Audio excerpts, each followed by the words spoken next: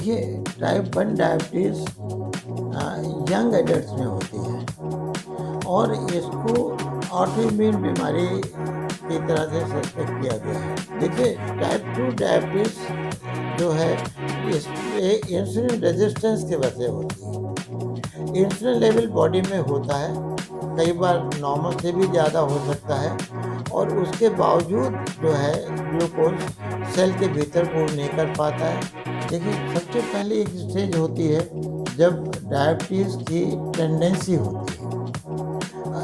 ख़ास तौर से अगर दोनों पेरेंट्स डायबिटिक हैं, तो बच्चों के चांसेस डायबिटीज़ डेवलप होने के बहुत ज़्यादा हैं। तो डेवलपमेंट ऑफ डिज़ीज़ है, वो बहुत लंबे पीरियड में होता है और ज़्यादातर इसमें हाई ब्लड प्रेशर, कोलेस्ट्रॉल वो एग्ज़िस्ट करता है, जो कि इसके कॉम्प्लिकेशंस को और बढ़ा देता है।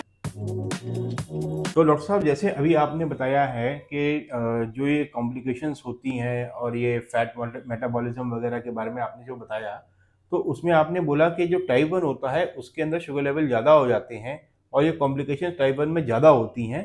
तो सर थोड़ा टाइप 1 के बारे में बताइए। देखिए, टाइप 1 डायबिटीज़ यंग एडल्ट्स में होती है और इसको ऑटोइम्यून बीमारी की तरह से सस्पेक्ट किया गया है। इसमें पैनक्रियाज के भीतर सेल्स इंसुलिन प्रोडक्शन लगभग बिल्कुल नहीं करते हैं या कभी-कभी थोड़ा बहुत करते हैं। ज़्यादातर बिल्कुल नहीं करते हैं। उसकी वजह से इसमें ब्लड शुगर लेवल बहुत हाई हो जाता है और इसका ट्रीटमेंट भी केवल इंसुलिन का इंजेक्शन ही है। बिना इंसुलिन के इंजेक्शन के इसमें ट्रीटमेंट में अदर ड्रग्स काम नहीं करती हैं।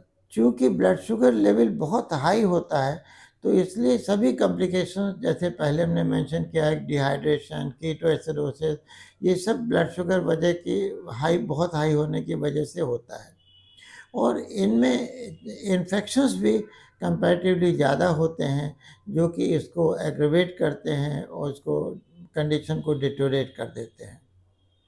सो टाइप 1 डायबिटीज़ का इंसिडेंस ओवरऑल कम है, पर ये यंग एज ग्रुप की बीमारी है। तो डॉक्टर साहब, जो अगला जो मेरा प्रश्न है कि आपने जैसे बताया कि टाइप 2 डायबिटीज़ सबसे ज़्यादा लोगों में होती है। तो ज़रा ये जानना चाहूँगा आपसे कि ये टाइप 2 डायबिटीज़ होती क्या है? देखिए, टाइप 2 डायबिटीज़ जो है, इसमें इंसुलिन रेजिस्टेंस की वजह से होती है। इंसुलिन लेवल बॉडी में होता है, कई बार नॉर्मल से भी ज़्यादा हो सकता है और उसके बावजूद जो है ग्लूकोज़ सेल के भीतर मूव नहीं कर पाता है। इंसुलिन रेजिस्टेंस होता है या इंसुलिन एंटागोनिस्ट हो जाते हैं।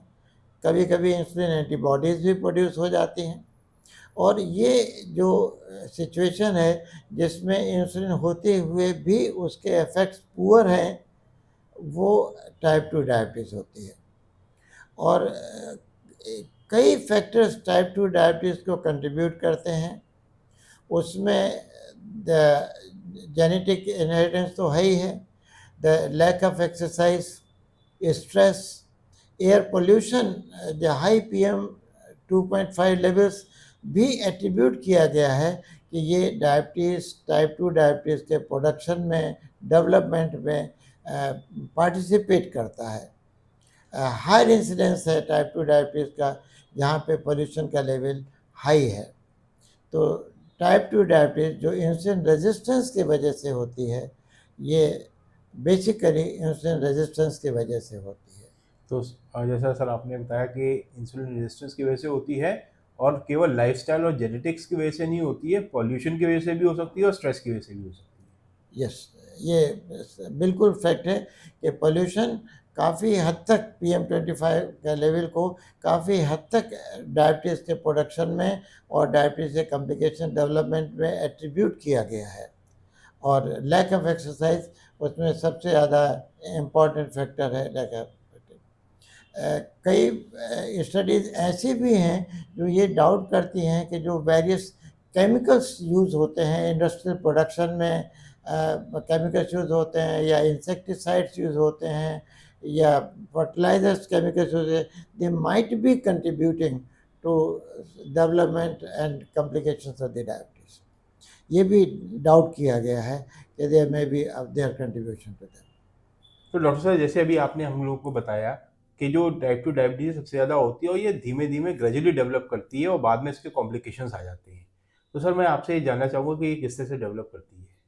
देखिए, जो पर्सन्स जिनकी फैमिली में बोथ पेरेंट्स डायबिटिक हैं या सिंगल पेरेंट भी डायबिटिक है, उनमें डायबिटीज़ के डेवलपमेंट के चांसेस बहुत ज़्यादा हैं। जो ओवरवेट हैं, लैक ऑफ एक्सरसाइज है, उनमें भी डायबिटीज़ के चांसेस ज़्यादा हैं। ये एक वो कैटेगरी है जो प्री डायबिटिक है। ग्रेजुअली इनमें से कुछ को इम्पेयर्ड ग्लूकोज टॉलरेंस टेस्ट आता है। जब ग्लूकोज टॉलरेंस में शुगर लेवल्स हाई हैं, ग्लूकोज लेवल्स हाई हैं, पर वो डायबिटिक क्राइटेरिया को फुलफिल नहीं कर रहे हैं, तो इम्पेयर्ड ग्लूकोज टॉलरेंस टेस्ट आ जाता है। Subsequently blood sugar levels high होकर के डायबिटिक क्राइटेरिया को फुलफिल करना शुरू कर देते हैं, पर पेशेंट्स को कोई सिम्टम नहीं होता है, वो एसिम्प्टोमेटिक होता है। वो भी एक स्टेज ऑफ डायबिटीज़ है। इन सब स्टेजेस को जब आदमी इग्नोर कर देता है, न लाइफस्टाइल मॉडिफाई करता है, न शुगर कंट्रोल करने की कोशिश करता है विद लाइफस्टाइल मॉडिफिकेशन या ड्रग या एक्सरसाइज, तब फिर धीरे धीरे धीरे धीरे उसमें कॉम्प्लिकेशंस आने शुरू होते हैं। कॉम्प्लिकेशंस बड़े इंडिविजुअलिस्टिक हैं। किसी में शुगर लेवल हाई हो जाएगा, रिकरेंट इन्फेक्शंस होंगे, इन्फेक्शन होने के बाद में हीलिंग नहीं होगी, चोट लगने के बाद में हीलिंग प्रॉपर नहीं होगी। कभी कभी जो है शुगर लेवल बहुत माइल्डली हाई बने रहेंगे, पर ड्यू कोर्स ऑफ टाइम में, सालों में, उनमें आर्गन डैमेज आ जाएगा, नर्व डैमेजेस होंगी, वेसल्स डैमेजेस हो जाएंगी। ये सब कॉम्प्लिकेशंस आने शुरू हो जाते हैं। इस प्रोसेस में सालों लगते हैं, मे भी 15-20 साल लग जाएं, काफ़ी लंबे टाइम तक प्रोसेस ये लगता है। तो इसलिए ये एक वो स्टेजेस हैं जिसमें अगर प्रॉपर डायबिटीज़ का कंट्रोल रखा जा सके, प्रॉपर लाइफस्टाइल को मॉडिफाई करके रखा जा सके, तो हम कॉम्प्लिकेशंस को प्रिवेंट कर सकते हैं, डिले कर सकते हैं, and severity of the complications भी अवॉइड की जा सकती है। इसलिए टाइप 2 डायबिटीज़ में बहुत ज़रूरी है कि हम अपना बार बार ब्लड शुगर टेस्ट करें, अपना वेट मेंटेन करें, basal metabolic body weight maintain करें, और अपने शुगर लेवल को within the normal level पे रखें, तो हम इन सब चीज़ों से बच सकते हैं। डिस्पाइट कि हमें डायबिटीज़ है, हम कॉम्प्लिकेशंस को अवॉइड कर सकते हैं। जी। तो डॉक्टर साहब जैसे अभी आपने बताया कि टाइप 2 डायबिटीज़ क्या होती है, उसमें क्या होता है, कैसे वो डेवलप होती है। साथ में आपने ये भी कहा कि धीमे-धीमे इसमें करते कॉम्प्लिकेशंस आते हैं। तो सर मैं ये जानना चाहूँगा और दर्शक भी जानना चाहेंगे कि क्या कॉम्प्लिकेशंस आते हैं और वो कैसे आते हैं? देखिए, टाइप 2 डायबिटीज़ में जो डेवलपमेंट ऑफ डिजीज़ है, वो बहुत लंबे पीरियड में होता है, और ज़्यादातर इसमें हाई ब्लड प्रेशर, कोलेस्ट्रॉल को एग्जिस्ट करता है, जो कि इसके कॉम्प्लिकेशंस को और बढ़ा देता है।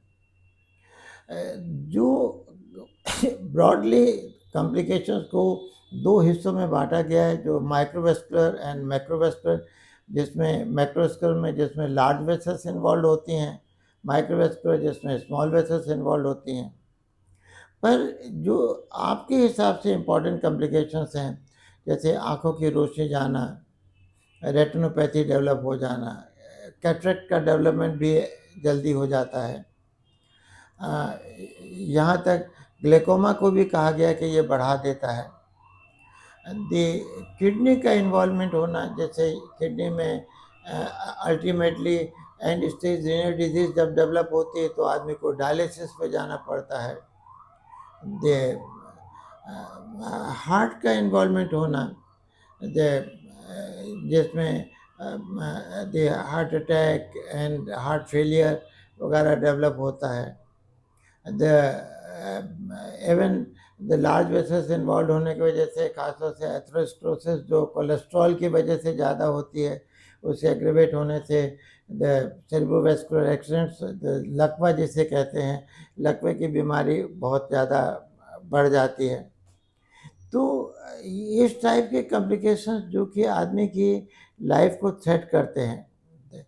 इन्फेक्शंस कम होते हैं, पर क्रॉनिक इन्फेक्शन जैसे स्किन इन्फेक्शंस हैं वो, या जेनिटल पार्ट्स में माइल्ड इन्फ्लेमेटरी इन्फेक्शंस है, खासतौर से लेडीज़ में वल्वोवेजाइटिस होती रहती है, जेंट्स में बेलनोप्रोस्टाइटिस होती है। फुट एक ऐसा सोर्स है जो बॉडी का, जहाँ पे मैक्सिमम इन्फेक्शन के चांसेस रहते हैं। ब्लड सप्लाई फुट में कम होने की वजह से गैंग्रीन तक हो जाती है, कभी कभी पैर काटने पड़ जाते हैं। जिस टाइप के कॉम्प्लिकेशंस हैं, पर जो कॉम्प्लिकेशंस हैं वो बहुत ग्रेजुअल हैं। अगर हम प्रॉपर डायबिटीज का कंट्रोल रखें तो उनको हम प्रिवेंट कर सकते हैं, डिले कर सकते हैं, उनकी सीवियरिटी को घटा सकते हैं, और प्रॉपर हाइजीन रखते हुए, फुट की प्रॉपर हाइजीन रखते हुए, प्राइवेट पार्ट्स की प्रॉपर हाइजीन रखते हुए, हम ये जो क्रॉनिक इन्फेक्शंस होते हैं उनसे भी अपने को बचा सकते हैं। इनफैक्ट कॉम्प्लिकेशंस डायबिटीज़ में इतने वेरिएबल हैं कि किस में क्या सिम्टम्स होंगे, किस में क्या नहीं होंगे, कोई नहीं जानता। किसी को न्यूरोपैथी प्रेडोमिनेट करती है, किसी को burning hand and feet syndrome predominate करता है, किसी को सिंगल नर्व इन्वॉल्वमेंट प्रेडोमिनेट करता है, किसी को पेरिफेरल नर्व इन्वॉल्वमेंट प्रेडोमिनेट करता है। सो किस में क्या कॉम्प्लिकेशंस होंगे ये पहले से नहीं कहा जा सकता, पर कॉम्प्लिकेशंस ये धीरे धीरे धीरे धीरे होते हैं, और इन सभी को हम लोग प्रिवेंट कर सकते हैं बाय प्रॉपर डायबिटिक कंट्रोल। हमारा आज का पॉडकास्ट यहीं पे समाप्त होता है। अगले पॉडकास्ट के अंदर हम आपके और प्रश्नों का उत्तर देंगे, और प्रश्न हैं हम कुछ डॉक्टर साहब से पूछेंगे डायबिटीज़ के बारे में। और अगर आपके कोई प्रश्न हो जो आपको डॉक्टर साहब से पूछने हैं तो आप हमारे कमेंट बॉक्स में लिख सकते हैं। अगर आपको हमारा वीडियो अच्छा लगा हो तो इसे लाइक और सब्सक्राइब कीजिए, और अपने जो दोस्त हैं, अपने फैमिली मेम्बर्स हैं जो जिनको डायबिटीज़ है, उसके साथ शेयर कीजिए, ताकि उनको इन्फॉर्मेशन मिले डायबिटीज़ के बारे में और वो अपनी डायबिटीज़ को बेहतर तरीके से मैनेज कर सकें। मैं एक चीज़ और कहना चाहूँगा, यदि आप स्वयं डायबिटिक हैं या आपके फैमिली में डायबिटिक्स है, तो अपने बच्चों को इसको ज़रूर देखें, समझाएं और उनको ज़रूर दिखवाएं, जिससे कि वो इन बीमारी के से ज़्यादा फ़ायदा उठा पाएंगे, आपसे भी ज़्यादा फ़ायदा वो उठा पाएंगे, अगर वो उस चीज़ को समझ करके उसके ऊपर प्रॉपरली एक्ट करेंगे, तो वो उससे और ज़्यादा फ़ायदा उठा पाएंगे। धन्यवाद डॉक्टर।